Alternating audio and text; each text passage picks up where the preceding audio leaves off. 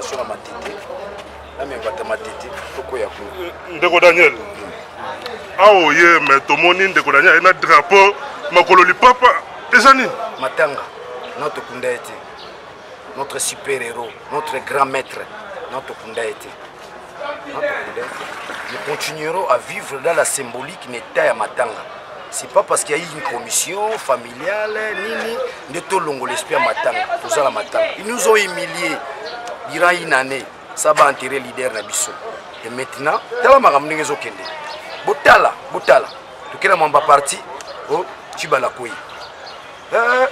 Meeting lelo, autorisé. Corfoya, Botala symbole voilà. Ça veut dire que le pouvoir est affaibli, le pouvoir veut négocier avec nous. Quand vous négociez, il y a ce qu'on appelle la stratégie en négociation, c'est-à-dire les rapports de force. Les rapports de force. Pour le moment, Bissot a un rapport de force. Au monité, Batia Félix, Premier ministre, ça veut dire que force est à côté de Bissot. Pour dire que Ngaï Daniel Saf, j'ai toujours milité pour les grands maîtres. Et bien, il y a un c'est une aventure. Et qu'il y a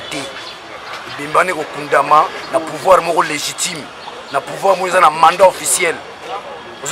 C'est pas Harimova, c'est pas la commission, c'est pas la famille. Tango biso tozo kufa, makilezo tanga, il n'y avait pas la famille. Il faut occulter cette dimension-là. Il ne faut pas ramener Tshisekedi dans la dimension familiale, non. Tshisekedi dans la dimension nationale, africaine, internationale. Tiens la dimension de Kwame Nkrumah. Tiens la dimension de Nelson Mandela. Et Bembane Royate. Nous demandons à ceux qui vont me suivre pour résister face à l'organisation de Bembeyate. Je l'ai dit au siège de l'IDPS. Et Bembane Royate. Il nous reste 8 mois. Si c'est les masses, il y a une élection. Il y a une élection. Si tu es le président Nabiso, tu as Bembe Nabiso. Avec aisance, avec orgueil. Si c'est de l'or commis le lendo Nabiso. Pourquoi on veut nous dépouiller le lendo? Si tu es Bembane Royate. Mais il faut décrisper le climat politique. La stratégie en négociation, il y a ce qu'on appelle les rapports de force. Force, il y a côté de la IDPS. Si tu as ça, ceux qui sont allés négocier, il fallait un échantillonnage. Il y a Congo, pas que nous négocier. On est échantillonnage à Congo. On est à Jean-Marc Kabunde, Banani, famille, non. Échantillonnage à Congo, c'est nous les Daniel Saf. Donc on négocie avec les Bemberoya. On ne peut négocier qu'avec un pouvoir qui est un mandat officiel. On ne peut négocier qu'avec un pouvoir légitime. Pour la Likambouati, c'est que nous négocions là-bas. Nous sommes d'accord pour d'autres négociations. Partir au Kenenango, président au Kenenango. Mais pour la Tshisekedi, c'est l'échantillon nation de Moutoupo qui nous négocie. Bateau Bakoufa Kiwan. Bateau Bakoufa Koufa. Oh, on a au baïonnette.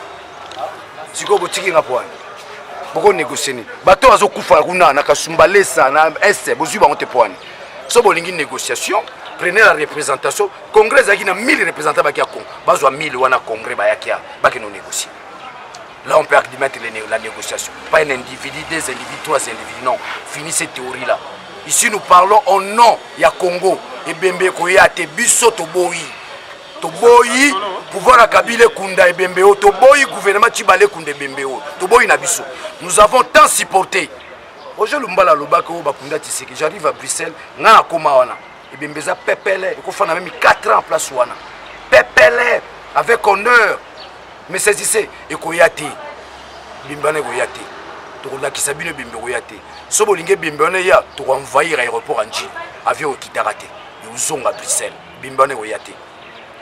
Mais moi, je vais pouvoir balobi ke bofundi bango mingi bango bazali ko bloquer makambo mikili kilomoni te ke bazolinga quand même que climat boyokani ezala po ete toke na maponami na kimanyos. Pourquoi bazela qui si longtemps bakunde bembe wana te et maintenant bali bakundango. Pourquoi bazela qui si longtemps Tibala s'est proclamé IDPS. Pourquoi bazela qui si longtemps les lois ne bali bakundango mais so ozu ba négocier kaka yango ba négocier ça kanati. Rien n'a changé. Rien n'a changé. Ce sont les mêmes. Balingi va endormir biso. Balingi va endormir biso. Bofongola miso.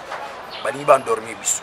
Parce que si on arrive le 23 décembre, il n'y a pas élection. Je suppose qu'il n'y aura pas élection. Le 24 décembre, peuple congolais pour réclamer indépendance et la souveraineté.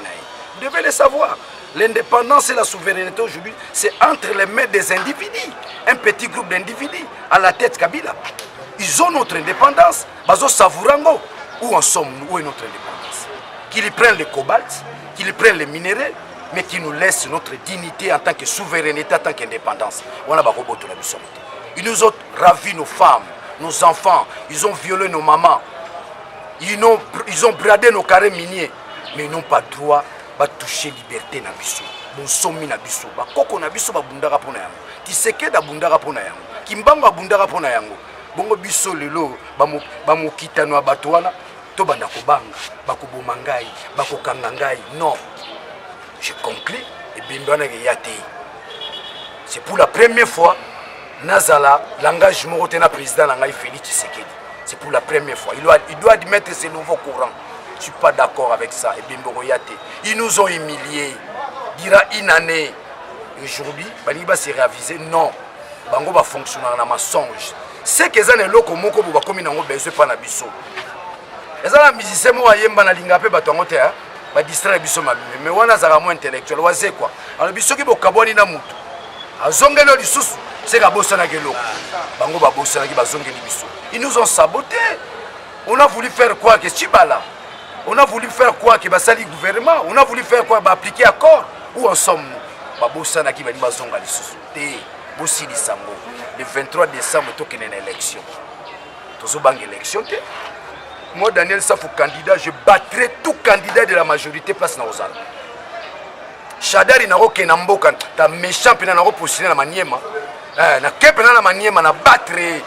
Muni bakanda to komina. Biso ba kinwa. Mais na rola mukana tongo na teli no bia Félix changa na maniema. Changa na maniema.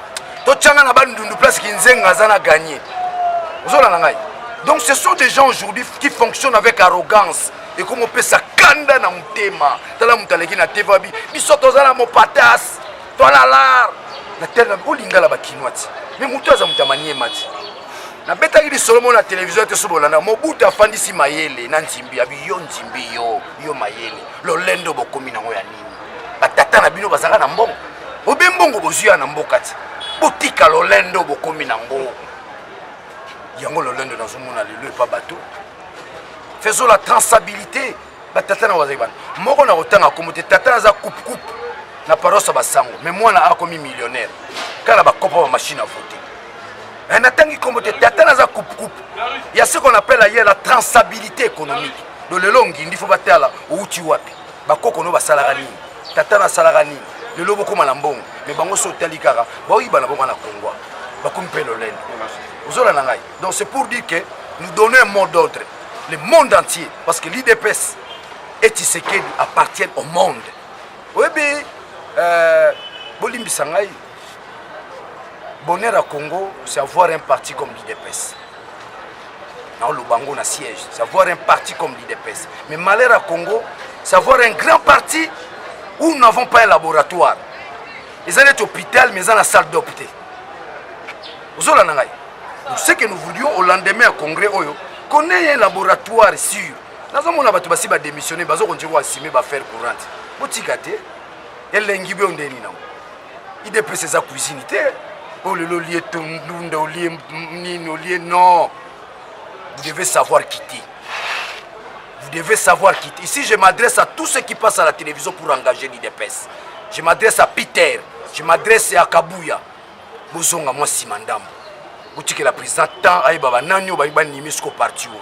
Ba kibasa maliba bazalia bati. Bambwake bazalia bati. Bomo na bangote. Bomo na batongote. Tala Daniel Safou mone na mbwake na nenga jeté. Il cesse d'engager l'IDPS dans la télévision. Tout le congrès, tout le président, moi calme. Moi calme. Bah fédéraux bazali. Les Camerounais botindi fédéraux moi bumbu. Botindi no botinda notika botika. Botika. Botika. Botika loko wana. Et nous demandons au président à mettre le gouvernement en place rapidement. Rapidement. Vous comprenez pour les aventuriers d'hier. On dirait que avant congrès, après congrès, c'est la même chose. Non, non, non. Et aux à la bonté. Nous devons sentir avant et après congrès. Et tous ceux qui passent pour faire des déclarations, bon atténuer mon mouké. Bah, on a 23 ans à RFI au lobby, au concité banane. Et tu as demandé le président. Tu as consulté les fédéraux.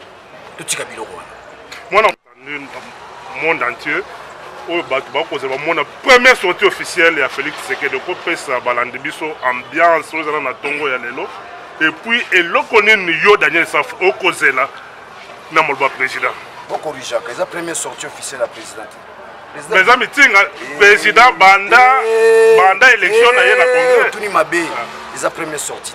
Bon, mais mango bongo teta bokene, on a battu basoda barricadé, bon, le président échoué. Non, c'est la première sortie na été. Première sortie na yé, quand il a fait la tournée à Congo. Il a fait la tournée à la province. C'était ça sa première sortie. Madame le président, il dépêchait. Il dépêche mon président. Bon, on a le banazana. Non, non, tu prends pas il dépêche. Mais l'esprit de Tshisekedi habite à moi. L'esprit de Tshisekedi habite à moi. La langage, on a que le sa première sortie. Non. Première sortie lorsqu'il a fait les provinces. C'est là où d'ailleurs il découvre Jean-Marc Kabongo. C'est là où il découvre que nous sommes efficaces. Dans première sortie. Quand Félix fait la tournée à la province, il n'y a jamais. Il va arrêter. Mais Félix m'a découvrir que ah, jeune dynamique. Si on a quitté na Kimi Léopoldville, ça la m'envoie bien. Mais saisissez. Donc, première sortie des Alakiwana. Et ça récit, je vous informe. Dans la Kitana Lubumbashi, c'était comme si tu sais qu'il y a Kitara. Et les Kikutoboso s'attendent dans le lot. Visitez l'histoire, vous verrez la naissance de Félix à Lubumbashi. Quand il fait la tournée des provinces, il est qui à l'élo. Il est à l'élo. Mais à l'élo, les Guinéens n'ont pas dit comme à 11h, ils ont matakaka. Ils ont matati à 12h, Bomona, Saint-Thérèse, ils ont déjà dans le moment où ils ont matété. La bête qui s'est sous ma tête, ils ont mobilisé Batunanga, Tomati Saint-Thérèse. Parce que maintenant, c'est la démonstration de force. Yo ganga IDPS, tu as mobilisé combien dans le journal? Tu as un nombre. Tu as la Saint-Thérèse, qui est à côté de l'angaï. Côté de l'hôtel, il y a un l'angaï. Moutuna Moutala qui ça, démonstration. Ils ont sorti officiel il y a Félix. Ils ont sorti officiel à tout celui qui s'est dit l'esprit de Tshisekedi. Moutuna Sala qui sa force. So il y a 10, il y a 10, il y a 15, il y a 10. Tu as qui force. Bon, bon, ramenons à Yemorondeni. Kabouya, elle a sa force. Nani, oh, nani, avocat na biso na Peter. Elle a sa force na Batunaye. Nous tout à sa force na Batunaye. Journal et les occasions permettent de présenter la tableau de bord. Ni tableau de bord. On a français. On a zobata massima. Et puis que parti bomba battre belé. IDPS bomba battre belé. Mususu banda botama na mobiliser 20 était pour la IDPS. Momo na zobata magana sima IDPS cadre, au porte-parole, au nini fini ce genre de choses. Toujours qu'il y a une élection. Les lois, ils ont monté, je connais, non. Et comment il y a mobilisation. Combien de gens à quartier ont mobilisé? Mais sous la IDP, ça, mais la quartier, qui parle à moi.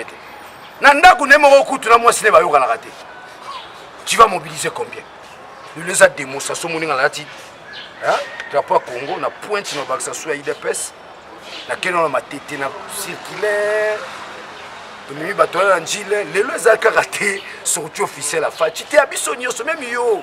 Pourquoi tu es parti? Moutounion sur le lot, Allah qui sa force nae. Nga Daniel Safou kunana. Nde nazo mone la ndire moi 3700 ba Rolanda nga kunana. Nde na mone la.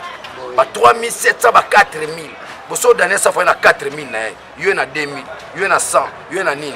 Ah, pour gagner bango. Safo, est-ce que le message nous a battre campagne pour na pe ba nommer na IDPS encore pe ba nommer na IDPS na poste mo songolo pakala o yamba yango. J'ai bâti un grand travail à 80% pour la IDPS, à 80%. Et Tigali 20% pour ramener Batouba dans l'institution, en commençant par la présidence, la députation nationale. Safou a besoin de Akomamoukouti. Safou est porteur d'un paradigme, la réappropriation de la nation. Je passe par l'IDPS, qui est un parti capable d'aider Bissot pour atteindre l'idéal. Safou a besoin de nous. Ça, c'est de 1. On a besoin de nommer. Safou est déjà populaire. Safou, c'est un nom. Safou, c'est un discours. Safou, c'est autant d'arrestations. Safou, c'est l'opposé du régime de Kabila. Il s'est engagé à nommer. Comparé à la bateau, pour une sociologie, comparé à la banque, on va diriger le parti. N'habitez, comparé à la Kabouya qui est le porte-parole du parti. Donc, tout ce qui est on a la nomination. On a déjà payé à Félix, c'est plus que la nomination. C'est plus que la nomination. on a zanango, on a bénéficié par Félix, c'est plus que la nomination. La Rose a même la chambre, la son a bêti coco, la saf, beaucoup de ça. C'est plus que la nomination, on a besoin de monter. Na gardien du temple. Gardien du temple. Via Tikabiso, gardien du temple. So, bato va renommer, na Jojo Bango. To ba nomo na Jojo, bango na Jojo Bango. Ozo la na landela Bango. De près. Safou c'est une des personnes au Bunda qui congrès Salem. Au moment où vous avez dit que mon était en côté niamu niamu. Mais ça faut télémélan le congrès Salem. Donc je n'ai pas besoin d'être nommé. Nous avons besoin d'en côté. Mais ceux qui peuvent nommer nga où est mal. Ma beza. Deux places na banda ko zelo de angwala. Nanini? Ah mais tu m'as cassé par rapport à discours naïe, par rapport à mission naïe. Parce que le bas travaille trop. Azabo tout. On est à la base à la partie. Vraiment yo ko lobani po na safu ba so ba ki fa ba nommer pe. Safu za combattant o ya milite na mboko yo akoti ba prison ba corrompre pe ne loko moko te. Ne batabu ba mériter la nomination na kata parti. C'est-à-dire ata ba nommer wana ta mbongo ye Daniel Sapo mona mbongo ata osela la parti musala ndenge c'est to c'est là ba nommer. Bon pour on a Peter Kazali na Augustin Kabuya na safu poni nani. Vraiment question tout le monde bien. Mais je vais expliquer au bout. Daniel Safuto le moula kaye na casquette ya journaliste. Ça c'est vrai. Parce que son tali, ba journaliste c'est tout ba le belaka soit disons opposition, la télévision, bango tout bazali ba courir ya ba billet vert. En accepter Safu. Billet vert ingo lobani na bato bazo comprendre. Accepter ko landa balanda mbongo. Bazo le belaka opposition, te ma fille est née opposition zali UDPS, na monoko UDPS menacé. Pendant la base ya ba parti na bango oyo bazo ko ka kozwa mbongo. Mais pour l'anglais, quand on a que Kabuya, na Peter, na Daniel Safu, ils m'ont dit comme base. Dans le ballot, on a besoin d'un cadre capable de mobiliser 1000 personnes derrière lui. On n'a pas encore besoin de cadre dans le couvert. Il y a UDPS, non. L'UDPS c'est déjà un nom. Toi-même, comme étant individu, il faut s'appeler combo, capable d'être élu. Il y a un problème de Katabachibala, non? Ah, Chibala. Nazana IDPS. Vous avez incapable d'être élu. Vous comprenez? Donc, il a passé. Donc, il a raison. On a besoin de cadres capables lui-même de mobiliser quelqu'un pour l'engager. Il est comme étant combattant. La gradée temple IDPS. Il y a idéologie. Les autres, on a besoin de chaque cadre dans la bataille. Moutou a député. Mais les lots, ambiance, c'est un tongo, les lots pour un meeting, le bolobini, ne peut pas dans le monde entier. Meeting, il y a les lots. Je mets quiconque en défi. Et Zali réussite. Parce que peut-être aux Zali, nombre à drapeler dans mon IDPS. Je me suis posé une question. C'est la campagne, tout match à Renaissance. J'ai compris que tout Congolais a eu journal à l'élo. Le meeting est réussir à 100%. Donc, au bêta somme, Tala Libanda, qui n'est pas président, Félix, qui n'est pas Fétion Tshisekedi, partout il y a des personnes. Si vous avez des Sainte-Thérèse, j'étais là dans Tongwa. Parce que vous avez des Sainte-Thérèse dans Tongwa. Batu Baza, qui est entré à quartier 1, il y a Kimbuta, au monde. Donc, Batu Baza partout, qui est joué même dans BKTF, au monde. Donc, meeting. Du solo, ils ont ressenti que non, c'est le fils du Congo. Est-ce que le dispositif, il y a des militaires qui ont personnellement dans le Tongo, les autres qui ont noté que le meeting est à la je pense que la place tout l'attend, la place tout l'attend, les policiers baza. Est-ce que vous avez une salle à Légion? La salle à Légion, c'est juste pour colorer juste. Non, on protège mon tout. Parce que nous, les militants de l'IDPS, on se protège, nous sommes combattants de l'IDPS. Donc c'est juste pour colorer. Nous sommes là, pour la combattre, ça va peur. Or, le peuple congolais a déjà un mode d'ordre à bas la peur. La peur a déjà changé de camp. Les militaires ont empêché l'eau comme mon côté. Ils ont empêché l'eau comme mon côté. Même à mon côté.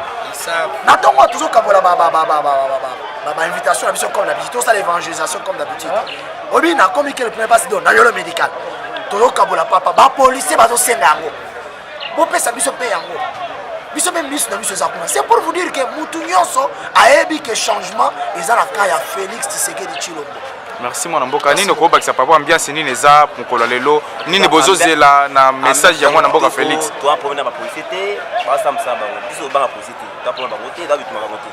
Donc c'est Félix à sa discours là ici, tout nde babisa bamai ya moto tuto apona bango te tozobunda mpona biso nyonso na bango nyonso so bazala baya conscience wana batika population ye moko akelibre ayoki maloba o président oloba azoki à l'aise apo moko te. Merci. Mwana mboka nini okobakisa papa ambiance ya journal le 24. Ambiance lelo eza kitoko bapolisi omoni eza kaka bien mpo moto ayebaki lelo événement eza doye identifie ke événement moko eza na mboka donc meeting ezala kitoko population aza ebele nga nauti ti delvo toza ebele mosusu bayemenga nakomi na siège mpo nakutana bacombatant na mbinza nauti na delvo na mbinza na lalu na visa mpe na président nanga Félix naboti déjà mwana mwasi elombe komene Marc Tshisekedi donc na visa na Félix kala mingi te na koya na mwana Marc Tshisekedi sabotami déjà kombo ya mama na pesi. Merci. Mwana mboka président nanga mwana mboka nini okobakisa na mokuse. Bon, en fait, il y a pour ça que non, de mobiliser le peuple congolais pour que le président Félix Tshisekedi même les militaires dont vous parlez, les policiers, consorts, bango, tout, le peuple congolais. Et là, on a posé un bango, baya kaka, pour que le président Nabiso Félix Tshilombo, merci.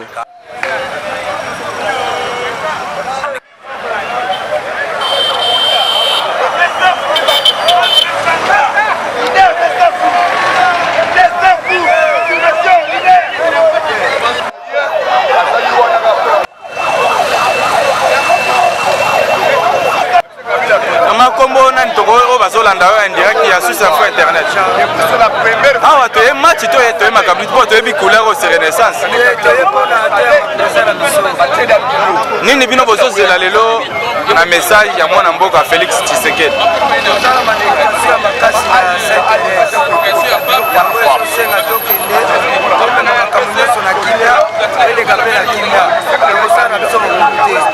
Merci.